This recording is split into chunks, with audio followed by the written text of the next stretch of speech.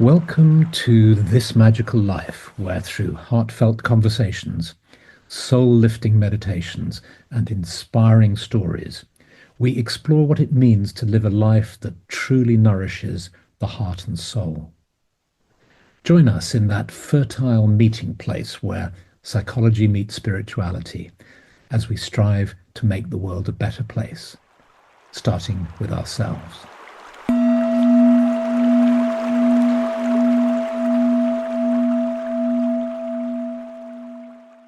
Hello, hello, hello. Welcome. It's lovely to have you here.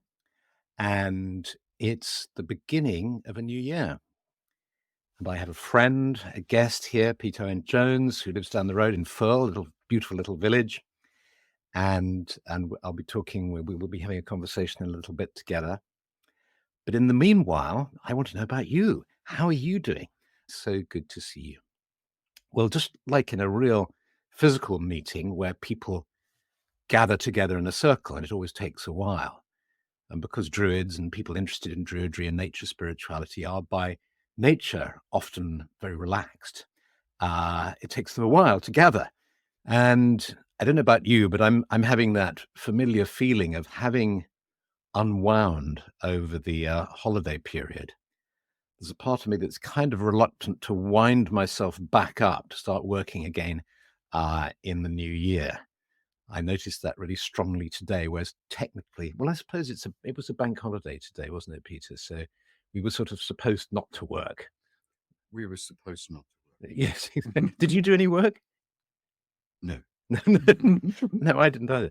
And I couldn't. I tried. I did 2 emails. I wrote 2 emails. Oh, no, I wrote some. Yeah, yeah.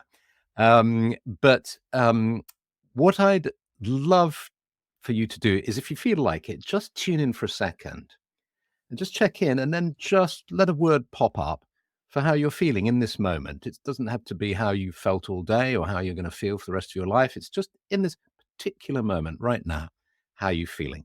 It's a lovely way for us here to get a feeling of being connected with everybody here. We'll just wind ourselves up occasionally like a clockwork toy. Stressed, unfortunately, Raven. I'm sorry to hear that. Very reluctant to upwind.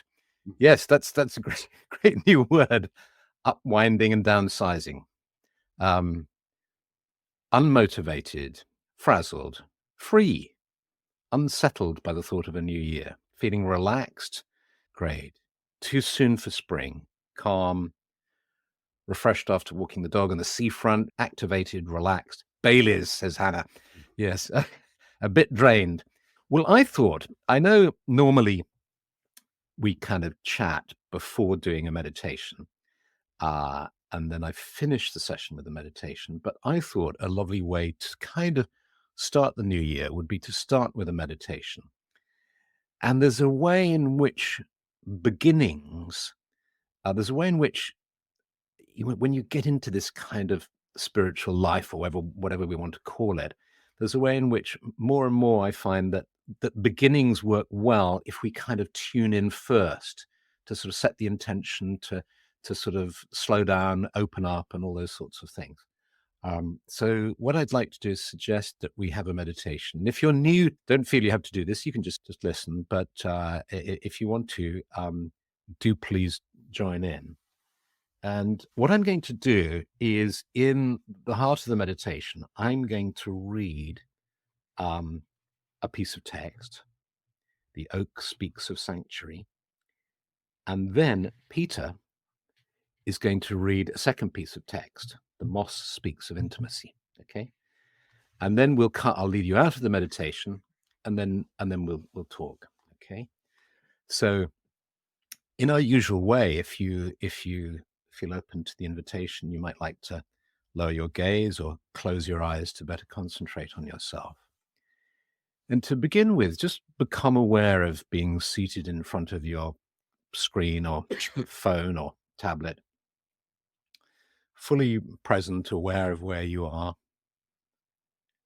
But then, if it's okay, just starting to relax that sense of being present to the computer or the screen, to become aware of the other world, to become aware that you're coming into or possibly already arrived in a sacred clearing in the forest, the place that's beloved of the Druids, the sacred grove, which is a place between worlds that's connected to this world, the good earth beneath us, trees around us, and the sky above us, but that is also a gateway, in a way, to another realm.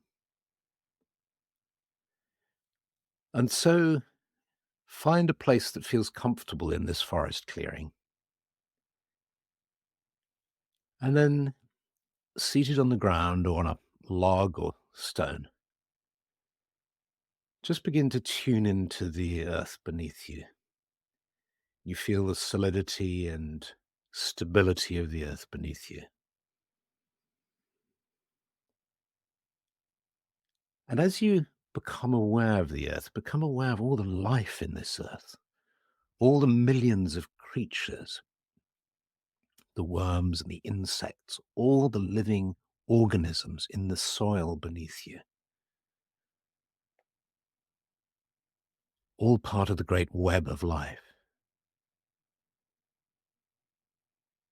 And then the mycelium, that wonderful body that connects all the trees together, and the fungi, and the rocks and the stones, the sand and the soil, and the moisture. Then coming up in your awareness now to the surface of the earth, the grass and the mosses, bare soil and the stones. And you might like to imagine that in the center of our circle there's a small fire burning to keep us warm, and that a number of us have gathered here, those of like mind and like heart who've gathered together in this circle this evening. We're seated around this circle with a fire in the center.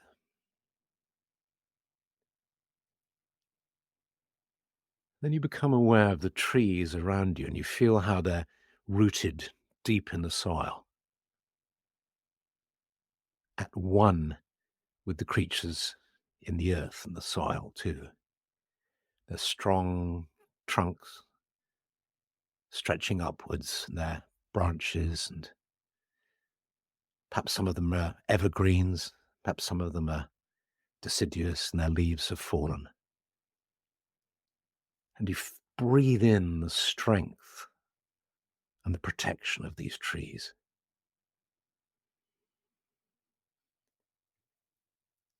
And then you become aware of the sky above you. And you breathe in the clarity and the energy of the sky. And with every breath in, you can feel the energy of the sky flowing into you, meeting the energy of the earth within the center of your being.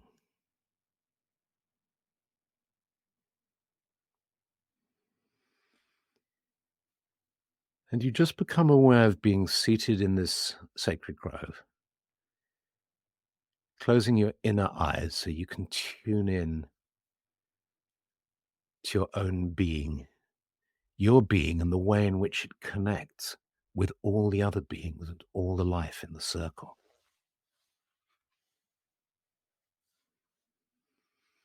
Just breathing in and breathing out.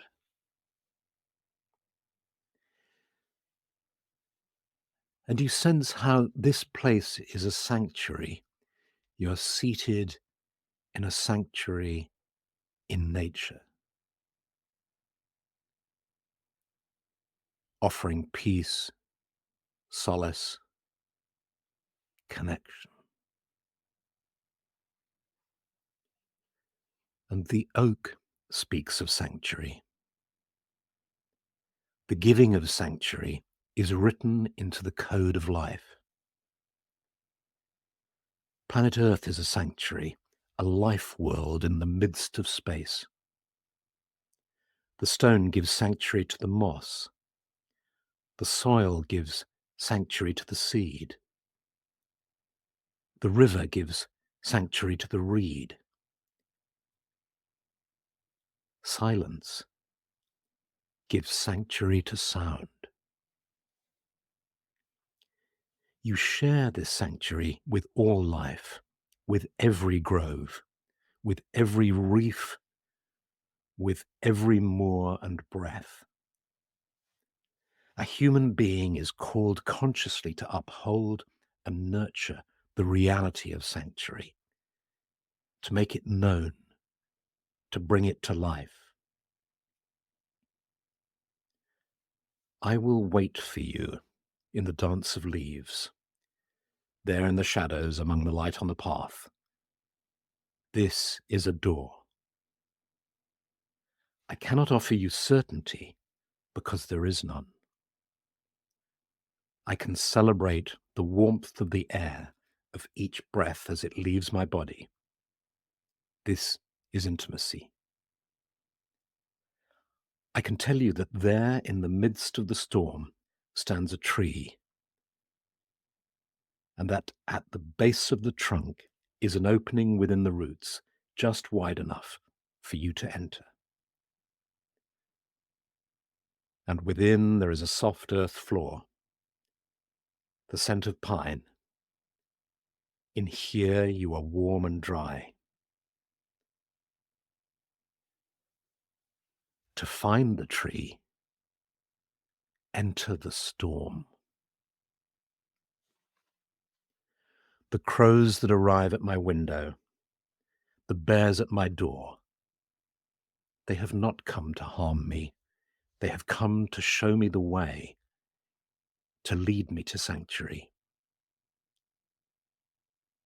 It is important for me to understand that I summoned them. They are not here of their own volition. They heard my loudening heartbeat, followed the scent of tears, watched as heartbreak broke me, saw me lost, drawing ever closer to the edge of life, farther and farther out into the land of stones, where the voices of the ones I love grow fainter and fainter. I am here at the edge of life to learn to build a shelter. That is what the stones are for. To build a strong tower, a stairway leading up to the one room with the bed and the blue sky window just above it. Glass doors open onto a terrace with flowers. The crows have become swallows, and wolves dancers on the street below. I will not find sanctuary in love. I may find a shelter in the arms of the one I love, but this is not sanctuary. This is a place of prayer. It is the active life, the active state of communion. I cannot expect sanctuary in the realms of another's heart. Sanctuary is within. Find the room within.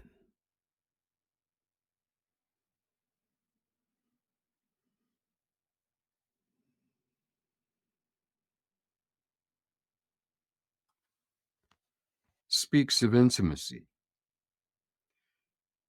Intimacy is the vessel, the first language of every life world. It is intimacy that holds life in being, your life, my life, every stem, every seed, every fin, every hair, every song. Intimacy is the child of devotion. The land embraces the lake. The soil is devoted to the seed. The sapling devoted to the star. The moss devoted to rain. The sea embraces the urchin, the shark, the glistening fish. The sand embraces the dead, unbroken shells. This is communion. The cells of my body are intimate with each other, as are yours. The leaf is intimate with the root. The moon is intimate with the tide. Your heart is intimate with your hands. Look at how close the blackbird must be to the night to begin the morning song. Intimacy is the first calling you feel, calling you to suckle, to stand, to walk over the hill, to draw you into the light, to hear the leaves praising the rain, the waves praising the shore. I cannot know the rose by reason, the goby by marking her stones, the barley by weight. Without intimacy, I am alone to this earth. I deny the bark, deny the rocks, deny the very rain and the dunnocks their nest. Look at how the rose opens completely. When you withhold your heart, it withers. Then you are blind to the sorrow of the sickening fields, the darkening of the woods. You have chosen the land of stones. Come, lie down on my bed, made in the quiet canyons. I have laid a rug on the banks in the summering woods, and there in the folds of Cadair Idris and Sonshan. Bring your wounds and the scars that lie hidden in your earth. Let the ferns hold you, the vines enter your skin until you hear the bees praising the daisies and the rivers praising the reeds, the night stars praising your name. And when in time your heart breaks open, you will feel the jackdaws and the trees speaking. You will feel the depth of moss, the chalice of rain, and know the muscovy and the fox as yourself, and the jewel you have become.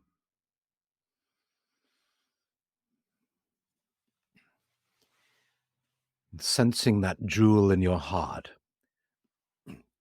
you become aware now of all these other hearts shining. All of us seated around in a circle around the fire. It's as if we can sense the heart of each one of us shining like a jewel in the light. And I'll finish with a prayer that we use sometimes in Druid ceremonies, which goes, "We swear by peace and love to stand, heart to heart and hand in hand. Mark, O Spirit, and hear us now, confirming this, our sacred vow." And you might want to just touch your heart with your hand. And then you can imagine touching the earth with the palms of your hands. May the earth be blessed. May all lives be blessed. May there be peace on earth. May the coming year unfold for us in the best possible way. And then gradually allow your sense of the sacred grove to begin to fade, knowing that you can return in meditation whenever you wish to this place. But for now, allowing your sense of the clearing in the forest to gently fade as you become more and more aware of being seated in front of your screen, fully present, here and now. And when you feel ready, you open your eyes.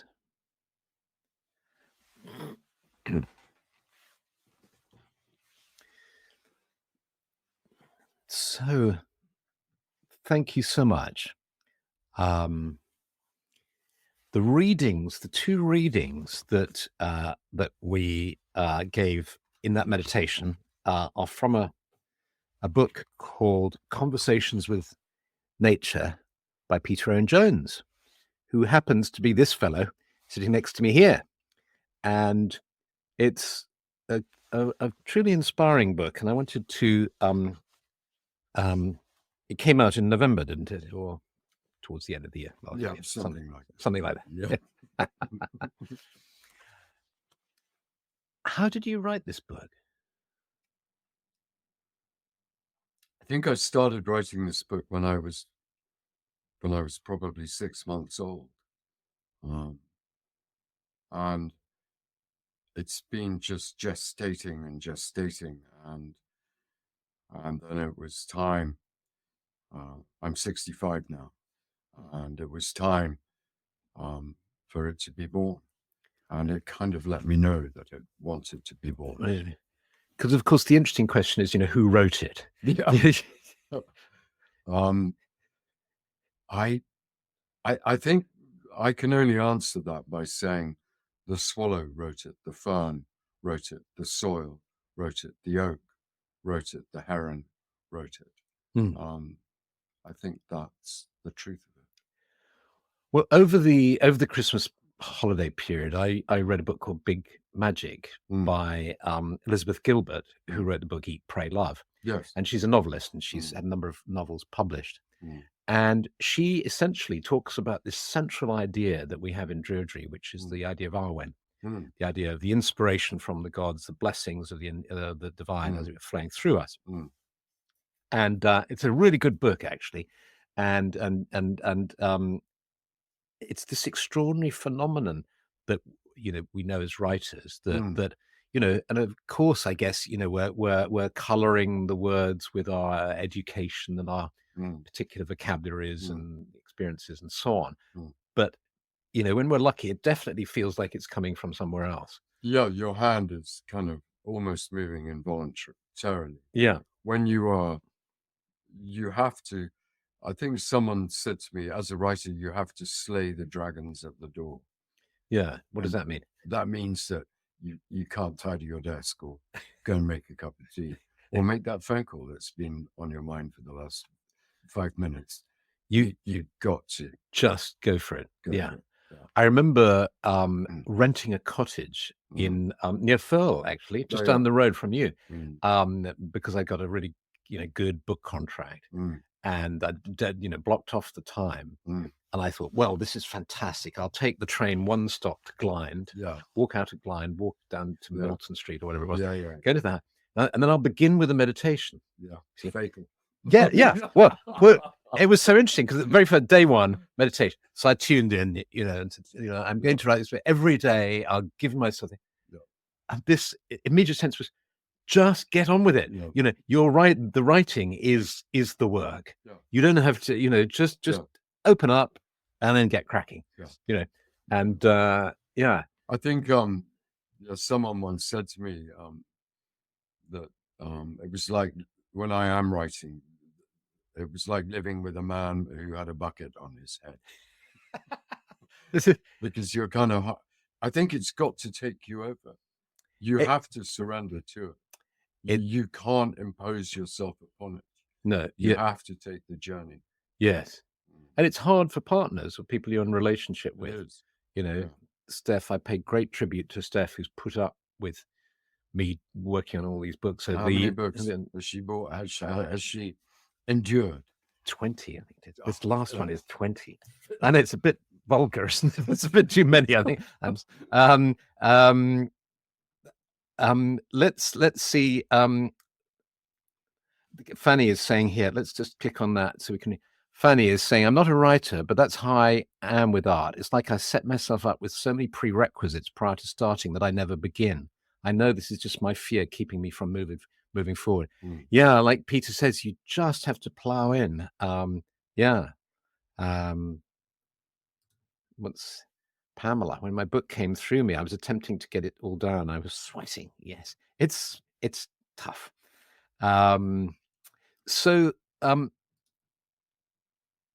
Did you write this book? Where did you write it? Did you write it in your house, or because I know you often go up to the highest point above the village, Firle Beacon? Yeah. I mean, I kind of wrote it in various places because it's very difficult for me to have a structured life because things come in at me. So I would kind of shut the door when I could, or I would walk out of the house when I could. But it has taken a long time. I know that it's terribly thin. A slim tone. But no, it's it's well, yeah, it's a work of love. Yeah, no, that shines through, I think. And just to explain, Peter is a Church of England. Do you call yourself a vicar or a priest? I'm happy with whatever. Whatever. Yeah. And Peter's done a number. We first got to know Peter through his TV series, Extreme Pilgrim, around the world in 89 faiths. Yeah, and so on, and other, the great TV series. And then met you sort of socially because you were down the road, and we became friends and so on. And of course, the life of a priest is one where you're on call, basically, all the time. People are, unfortunately, all sorts of unfortunate and also lovely things like weddings and all the rest of it happen. But you're basically on call. It's a life of service, and the writer longs for stretches of time where you're completely undisturbed. Yes, but I don't know. I think the being disturbed is just as important as being undisturbed. Well, that's an interesting point, because I've found in writing too is that the cooking, the simmering of the pot, sometimes for years, absolutely, is part of the process. Because when I get an idea for a book, I would like to execute it immediately. I'll sort of wake up in the morning, I have an idea. Wouldn't it be great to write a book about and I'd like to just basically to go straight to the computer and just write it. Just block off, time and just write it, and then move on. But what happens is it takes years, and most of my books have taken years. I mean, 5 years, 10 years, 3 years. No, I think I'm the same. I kind of have this kind of bolt of inspiration, but I'm kind of quite suspicious of that. And I let things settle, and then the things that flourish within that kind of fallow field, then I will explore. Yes. And having said that, I'll tell you one piece. I'm just going to check the comments here. Bits of paper become scribbled notes, then the magic begins when we reassemble them into legible documents. Yes, Sandy, indeed. That's how David Bowie wrote his lyrics. Oh, really? On scraps of paper? Yeah, and then he kind of put them all together. Yeah. Oh, right. Oh, great. Yeah. Well, the one idea, the idea that I don't know if you've ever got caught in this thing. It's where you're sort of going off to sleep and you have an idea, and you think that's so good, I'll remember it in the morning, and you never do, and you don't. so at least I don't now.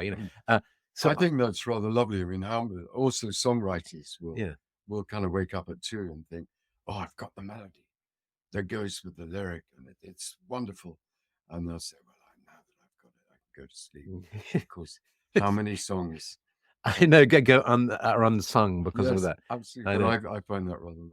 Yes, but what I do is I force myself to get up. Do you? And I come in here and I write it down on a piece of paper because I've otherwise, and So, well, I can heartily recommend Peter's book, and it's pocket-sized. It's the sort of thing you can slip into your pocket, and just to read one. There are sections like that, just 2 pages, and they're just, I find them really inspiring and very moving. So thank you, Peter, for coming. They always feel like they could go on forever, but they probably could. They could. But I've learned that to keep them short and sweet. Okay. And but you must come back, and we'll have a longer conversation about. I would very much enjoy that. About writing, about creativity, and also about spirituality. This mysterious thing that we're both interested in, and that we've come at from slightly different angles, and yet we share so many things in common. I would love to do that. Great. Very much. Great. Thank you for it. Pleasure. Well, thank you all for being here, and many blessings and good wishes for the year to come.